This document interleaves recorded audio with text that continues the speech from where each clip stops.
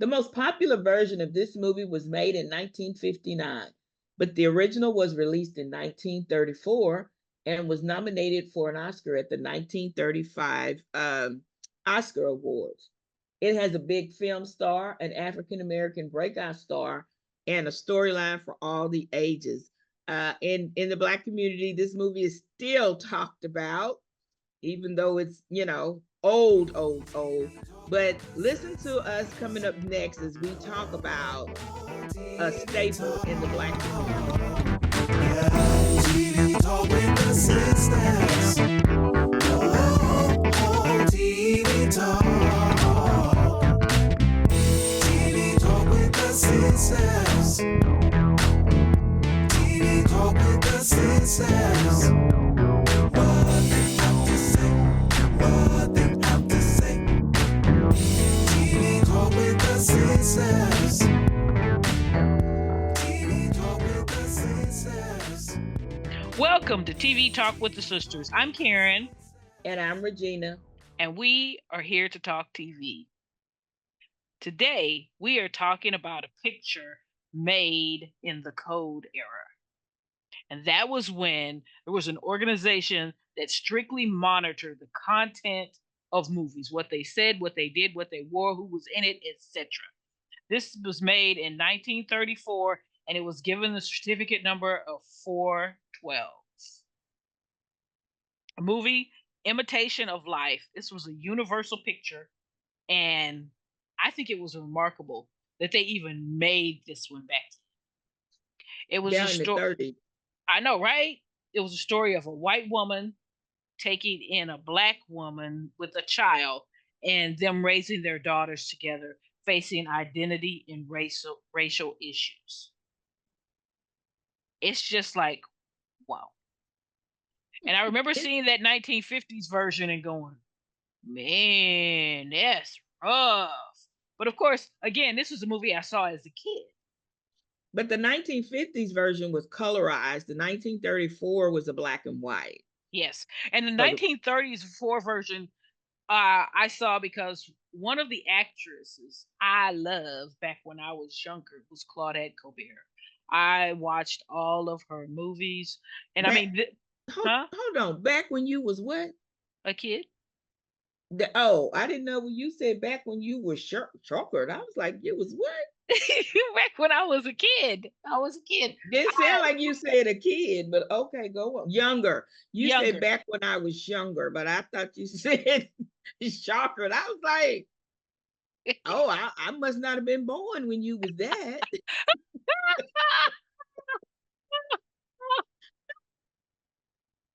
Okay, go on, Claudette Colbert. I love Claudette Colbert, and so I was watching all of Claudette Colbert's movies, which is funny because I had seen that 1959 version of Imitation Life, and so when I saw that Claudette Colbert had done a version of this movie, I was like, "What?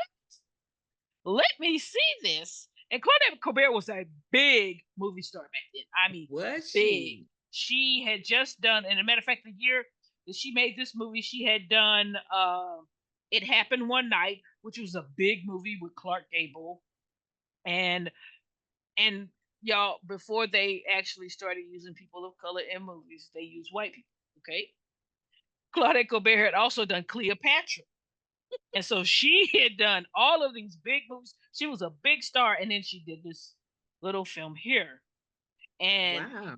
absolutely, I mean, it blew me away when I saw it because this Yeah. one is it has the same themes as the 59 one, but it's different.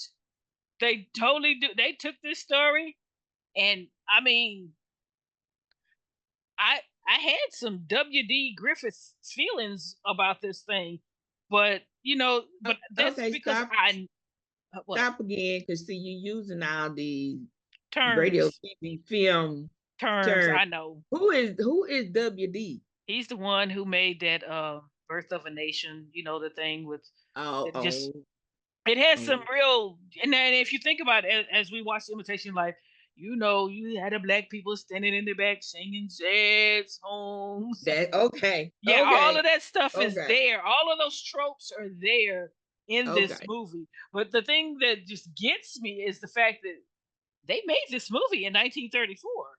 A story Yeah, about a black woman and a white woman raising their kids together. I know. That And was a it was damn good like, called that. I know. And so Yeah. it was really interesting in that the black woman who's played by Louise Beavers, and this was a breakout movie for her. And I was reading her life and I was thinking, man, life was hard when you was black. My girl was working. She could get jobs sometimes in the movies playing a maid Mhm.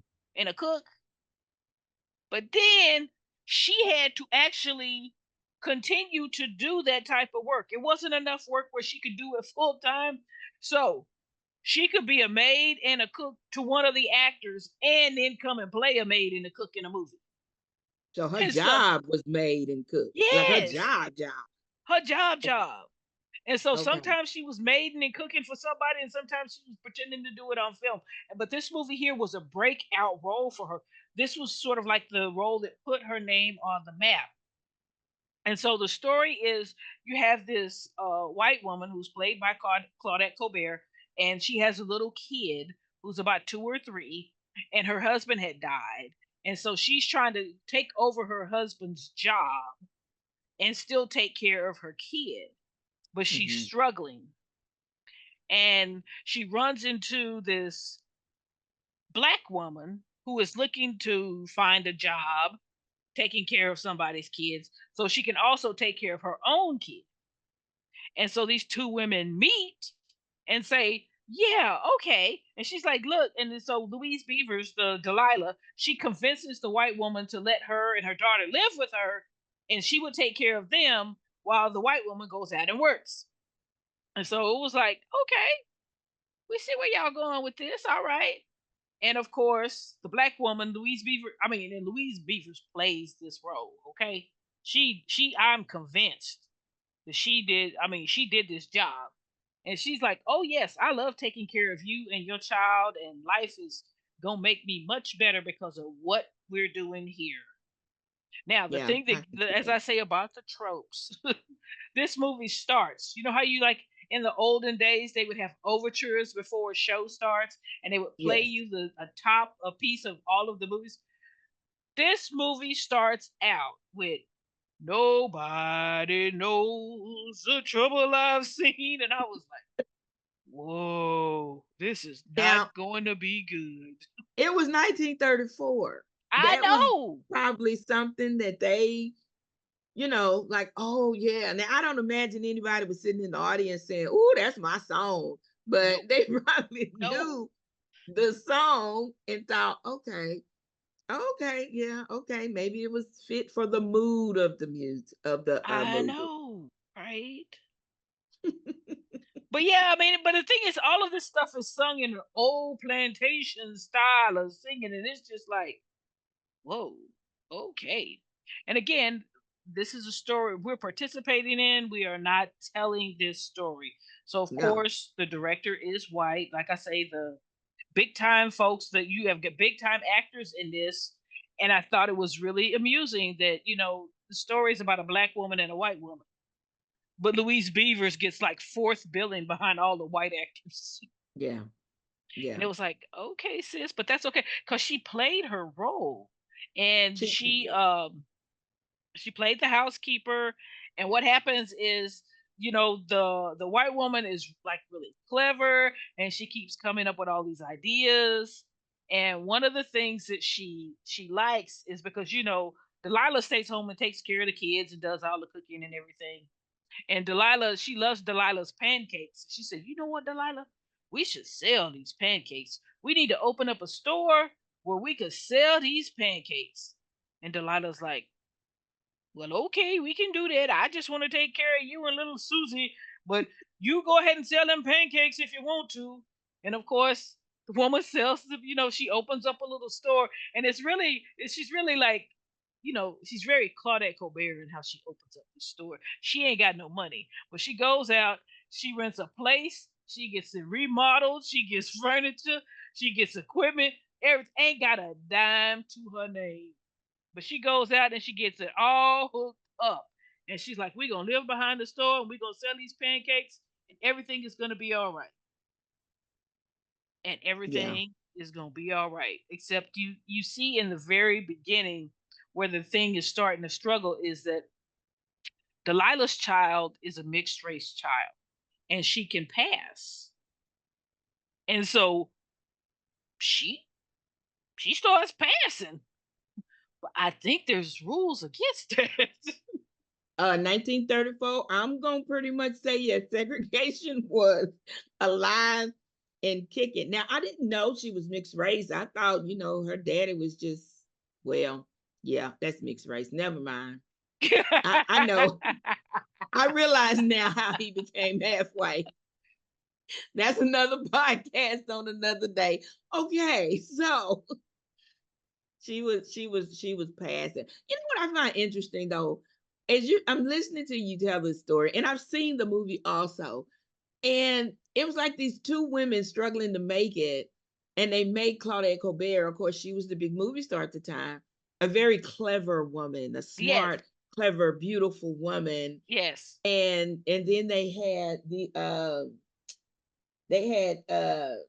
Louise Beavers, Louise Beavers as not kind of knowing how to do anything but cook and clean and take care of people. They minimize kind of the fact that she had an award-winning recipe right? that she probably should have, she couldn't in 1934, but she could have put out there and made her own money on it. Right, And that right, this was all about, Claudette Colbert coming up from being a widow and being a successful businesswoman, empowering women in 1934, which is probably what they were trying to do, right. and show her as a woman who's doing this and that. But then, I was kind of like, as you said, we didn't write this. Yep. We did not write this movie because there are certain parts of this movie where I thought, please, Girl, when she really, sat down and rubbed that woman's feet all the time, I was done. listen, listen. I said, you just sit on down here and let me rub your feet, ma'am. You're working so hard. Girl, I know. I no, we know. don't. I mean, and she was probably doing things she had to do or Right? that she had been taught to do. Yep. But me, with my 50-something-year-old brain, I thought, I'm Now, not rubbing your feet. I'm gonna nope, cook you something, and I'm gonna make sure that little girl get a bath and get her clothes and get to bed. But your, I'm your not personal rubbing your feet. hygiene is your business. It's your business. We gonna have a line here. And And the me other rubbing your feet thing is this. that they made the character do, and I think it was something they made the character do, because I just thought, now why would she do that for her and not for herself? She kept Mm-hmm. trying to make the white woman find a man. You just need a Yeah. husband to come take care of you. If you could Yeah. get yourself a good husband, and he would do such and such. And I was just like, I guess you would need a good husband too, huh? Huh. Yeah. To And it get was you. like, no, it was never her. Her goal was always just to take care of them. She Yeah. didn't care Yeah. about anything else. That was it. And to make sure her daughter grew up like in a home and could go to school. And I'm gonna be honest with you, I'm still not even sure of the title, Imitation of Life. Like what? I'm not sure. I may have to go read about that because I'm like, what Yeah, are y'all trying to show me? and the story was written by another Anglo woman. Her name is Fanny Hurst, and she was a popular writer of fiction during those times. And so Okay. she's the one who wrote this story. And it just makes me think of just the different things that she continued to put in these stories. I was just like, really? And I guess I was definitely captivated by the struggles that the light skinned woman who could pass was having. Mhm. And the actress who actually played her would have all these same types of struggles. The woman's name is Freddie Washington, and she played Piola, who was the daughter, as a grown up. And you know, because they had the two older women had made money off of this pancake thing, they became rich. And so Yeah. she could send her daughter away to school and do all of these things for her daughter. And the thing is, her daughter didn't want those things. Her daughter, Piola, wanted to live in the white. That's all. And her mom was like, you can't do that. Yeah. You need to live in our black world. And I'm gonna send you to the finest schools, and let you associate with some of the finest black folks there are. But you need to do black folk stuff. And Piola did not want No, that. Now, honey, she did not. some of the things I think this is how you could tell this story was written by a white woman is because Viola left the richness of her mama to go and be what, like a waitress at a restaurant so she could pass as white. I was thinking she obviously don't know black women because we done took mama's money with us. We might have Yes. went and got a job as a white person, but we'd have done it with some money if we'd have had Oh access yeah. to it. Oh yeah. We wouldn't have left the money bags there if my mama got money. And we wouldn't have the way that Piola talked to Delilah, Yeah. that wouldn't have happened either. No, she talked to her mother pretty harshly because she wanted to pass. She did not want to be black. She wanted to be white. And I mean, I'm going to be honest, you had to kind of let me know about this. I thought the lady that was playing her was a white lady because I thought, isn't this interesting? They got a white girl playing her and her mama is just as dark as can be. But you later told me that Freddie Washington was an African American and she was just very, very light skinned. Yeah, as a matter of fact, they said as an actress, the studio heads were telling her, if you pass for white, we could get you a big career. But if you keep telling people you black, we're going to keep you playing maids and stuff. And Pretty she was much. like, I'm gonna be true to who I am. And that's like the opposite of the imitation of life movie. That's opposite. It It's is. I just think, of course they probably when they wrote this probably thought that uh Louise has this quiet strength, this, instead of Louise saying, listen here, lady, I'm gonna work for you. You're gonna give me my cut of them pancake money. And little Yes. girl, sit your little self down somewhere. Sit yourself down somewhere. You black. I know it ain't the world ain't, amenable to black people, but that's what you are. Yep. That's what you are. And listen, just watching it, I start thinking, who wouldn't want to not deal with discrimination and limitations and all Right. the things that black people deal with? Of course, all of us would sign up to not be discriminated against. But Right. guess what? You didn't get to choose, little girl. So being mad at her mama, because she treated her mama pretty rough. She did. She was rough with her mom, and I thought, okay, yeah, that's another perspective because that whole I don't want to be black. I hate you. See, that would land you in the back room on the floor. Hmm. You'd been slapped down with that because Yep. didn't nobody, you're not talking back to your mama, but No. Delilah was just like, oh baby, don't be like that. And she should have said, I will choke you out if you scream at me again. Hmm. Scream me one more time. Yep. But in the black community, this movie is like a symbol for black people who don't who don't like their skin color Yeah. and who's disrespected towards other black people. Because Hmm. I still hear people say, girl, she one of them imitation of life kind of people. I was like, and I had never seen the movie, but I knew it was something about a black girl not wanting to be black. Yeah. And so I knew that. So when people would say, girl, like imitation of life, I just be like, oh yeah, uh-huh. And now I seen the movie and I get it. I get why they say that. Yep. Yep. Yep. Because this movie was talking about how, like, being black in a white society, not even if you have all the money in the world, it's gonna stop you from being treated unfair as a woman of color.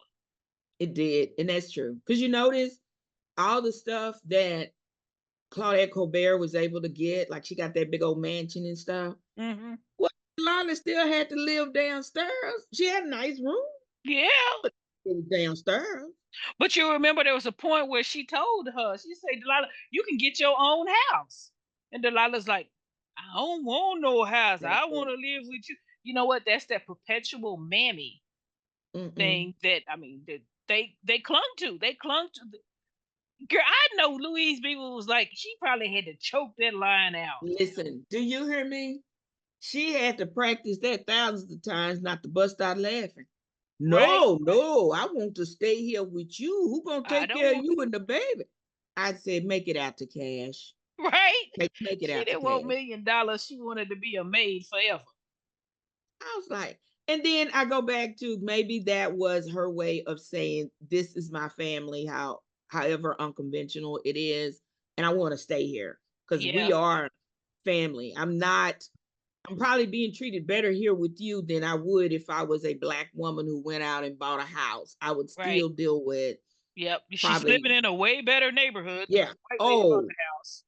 probably eating better food. I mean, just and her child is exposed to better things. So I can see it on that side, her saying, no, I want to stay here. I can't imagine where black people lived in New York during the 30s and the 40s, but I kind of think it was probably not very, yeah, Yeah. Yeah. appropriate. Yeah. But yeah, it was really interesting. It was really interesting, and I like I said, I love Claudette Colbert. She brought something to that role that was really interesting, and the dude who just shows up, because the man who Delilah and him are trying to get her to marry, just Yes. worthless, just worthless. I was like, Delilah, all of your everything about you is just like worthless. You ain't with it. You gave away the $1 million recipe. You you're living in the basement, rubbing this woman's feet, and you're trying to get her to hook up with the shyster who just want to take everything and don't wait a minute. He keeps her from going to work and doing all those things that's making y'all money. And really, this is the person you choose? Really? Listen, Delilah didn't have no kinfolk because kinfolk would have said, girl, get your money. And Get come your on, money. and come Come on, on. We could and all get a house if you get your money. right? Yeah. Yeah, But that's true. this movie was a teaching tool. I mean, Yes. I can't say yes, I loved everything that was in it, but it taught me a lot. One, the actors who actually portrayed the roles and did it, Yeah. baby, they got paid for this. Okay, they probably didn't That's get as much as their yeah. counterparts, but they got paid for this. It was That was the good part. groundbreaking. Yep, that was groundbreaking for Louise. I mean, she became a big star after this because I mean, It's good. everybody. And like I say, this movie was actually nominated for Academy Award for Best Picture. I forgot Yeah. what it lost to, but it was nominated after they I saw mean, this. of course, because Claudette Colbert is beautiful and it shows her being this successful widow and she's just kind and loving to everyone. And I think Louise was what they thought black people were, or Or or they should they be, or should should be. be. They Yes, they thought, okay, this is black people gonna love this because look at her. She had a good old idea, but she just needed that white woman to take it to the finish line. And yep, just I can see that in 1934. In yes. 1934, In the I can midst of see the that. depression, Yes, and all of that, and I can see that in 1950 whatever. yep. I can see that also because we were still doing a lot of menial jobs Hmm. back then. We were maids, we were cooks.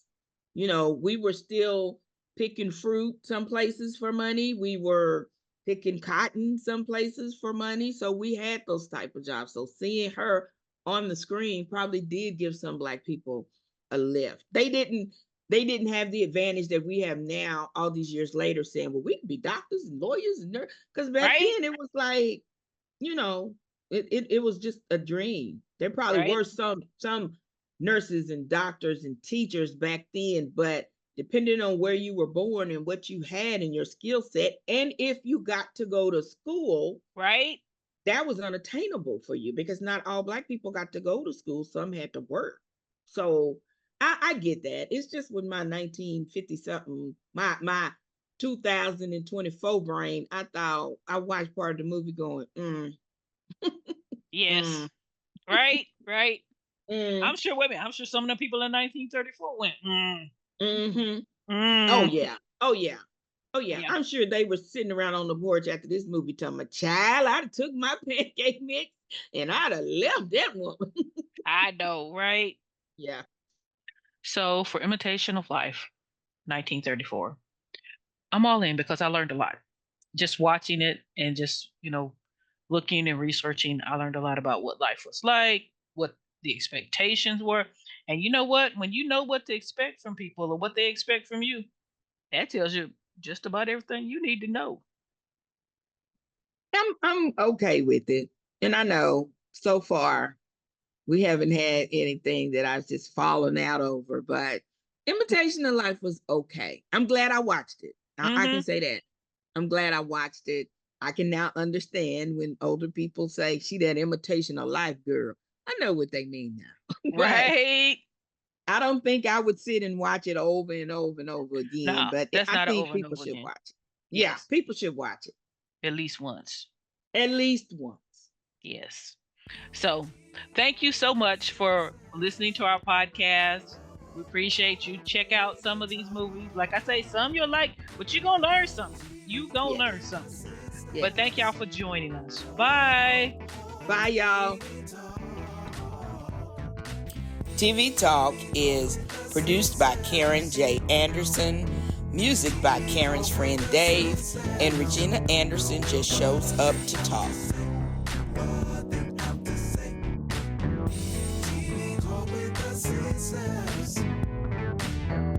Teenage with the senses.